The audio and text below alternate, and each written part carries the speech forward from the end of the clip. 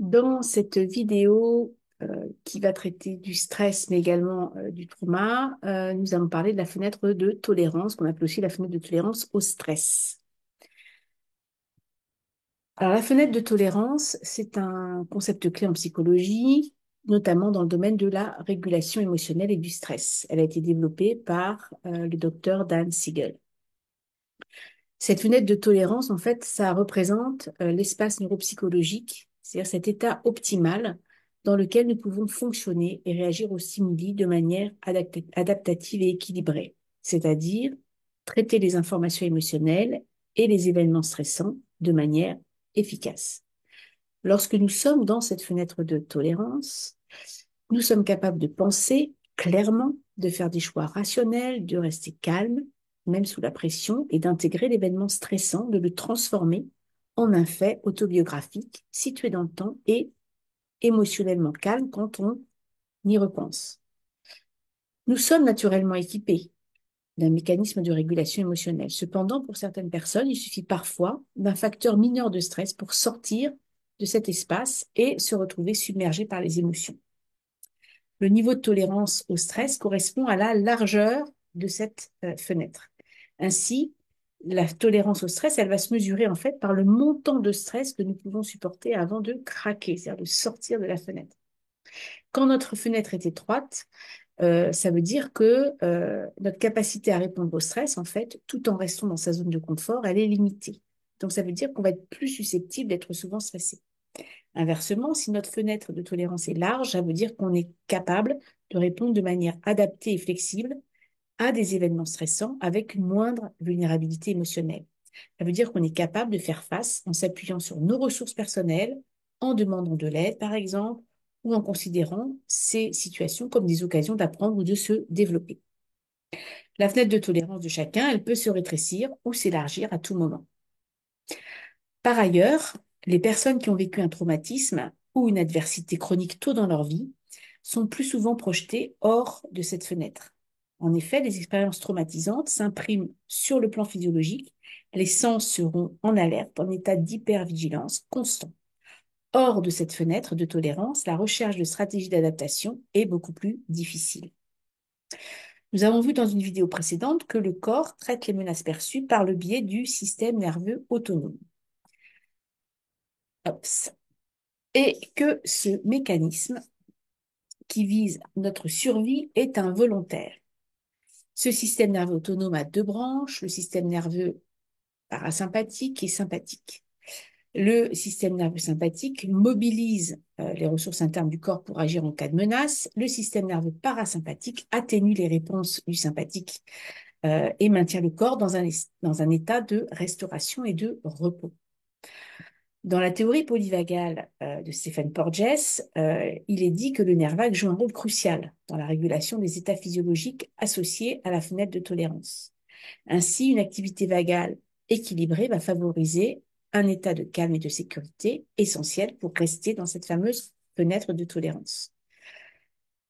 Lorsqu'elles opèrent dans la fenêtre de tolérance, ces deux branches vont fonctionner en équilibre et donc pour gérer les réponses du corps en fonction de la situation. Par exemple, si je suis en retard à un rendez-vous important, le système sympathique va se mettre en marche pour faire face au stress, mais une fois que je vais être arrivé au rendez-vous, le système nerveux parasympathique va prendre le relais, réguler le corps de manière à ce qu'il retrouve un fonctionnement calme et normal. On s'est adapté au stress. Mais lorsque le stress est extrême ou en cas de trauma, une ou les deux branches peuvent se déréguler, se dérégler. Il en résulte alors des périodes d'hyperactivation ou d'hypoactivation. Et nous ne choisissons pas consciemment la façon dont notre système nerveux réagit. Je me répète, mais c'est important de le comprendre. Alors, quand on parle d'hyperactivation, on parle aussi de sortie vers le haut de la fenêtre. L'hyperactivation, appelée communément réaction de fuite ou de combat, est associée au système nerveux sympathique. Et dans cet état, la personne peut devenir hypervigilante, anxieuse, paniquée, en colère, dépassée ou envahie par des pensées qui s'emballent.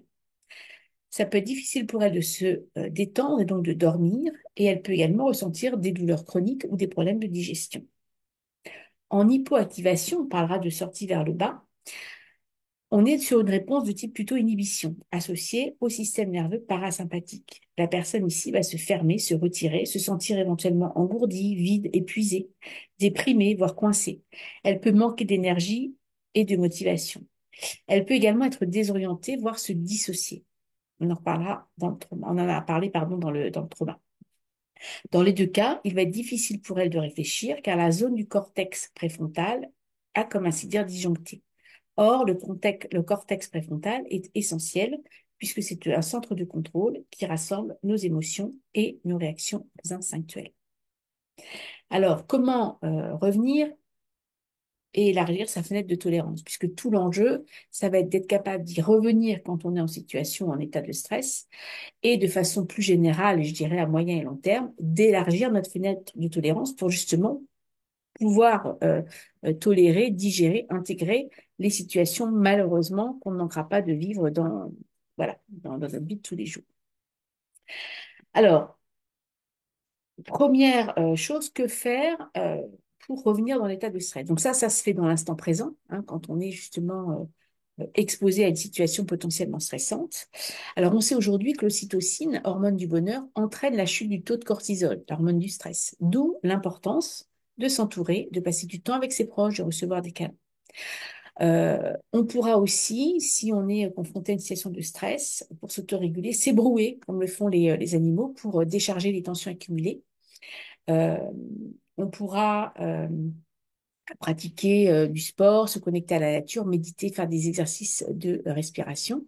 Tout ceci peut contribuer à digérer l'événement stressant au moment où on le vit et soutenir le processus de remontée des informations somatosensorielles stockées de façon dysfonctionnelle vers les zones corticales via le thalamus. On pourra également faire une courte pause, respirer, se concentrer sur justement notre respiration, nommer ce qui est en train de se passer, exprimer ce que l'on ressent et affirmer, s'orienter dans le temps et l'espace en disant par exemple à voix haute quelle est la date du jour, où est-ce qu'on se trouve, qu'est-ce qu'on est en train de faire. On peut aussi, si le froid nous envahit, s'envelopper d'une couverture, mettre des vêtements confortables, s'asperger le visage d'eau, tenir de la glace dans chaque main, prendre une douche ou un bain, plonger dans l'eau froide. Toutes ces actions-là permettent de se reconnecter à soi, à l'instant présent, d'apaiser le corps pour permettre à l'esprit de réfléchir, pour relativiser, dédramatiser, positiver, réfléchir, mobiliser des ressources et déployer une stratégie pour faire face à la situation stressante. Maintenant, de façon plus moyen-long terme, comment faire pour élargir sa fenêtre de tolérance? Pratiquer la pleine conscience, passer du temps dans la nature, pratiquer la cohérence cardiaque, avoir adopté une bonne hygiène de vie, nourriture, sommeil, activité physique, s'entourer de personnes qui vous font du bien, qui vous font rire, qui vous soutiennent, vous valorisent, sur lesquelles vous pouvez compter, et peut-être éloigner, à l'inverse, celles qui sont chronophages, pompent votre énergie, vous critiquent et vous mettent mal à l'aise. Donc, pour conclure, cette fenêtre de tolérance est un concept essentiel pour comprendre comment nous réagissons au stress. En développant des stratégies pour élargir cette fenêtre, nous pouvons améliorer notre résilience, notre bien-être émotionnel et notre capacité à gérer les défis de la vie quotidienne. Alors, est-ce que vous êtes capable, vous, par exemple, de définir votre fenêtre de tolérance au stress? Est-ce qu'elle est plutôt étroite ou au contraire plutôt large?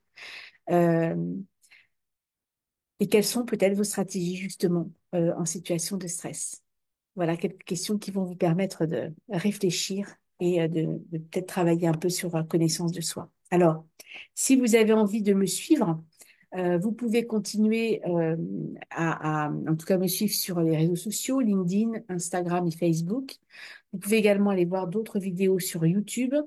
Sur YouTube, j'ai également des podcasts qui sont aussi sur Spotify. J'ai aujourd'hui 2 saisons avec plusieurs comment dire, épisodes.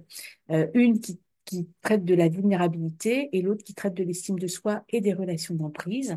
Si vous souhaitez travailler sur l'estime de soi, je propose également une formation en e-learning ici sur la plateforme Teacheasy. Tous les liens, vous les trouverez en dessous de la vidéo.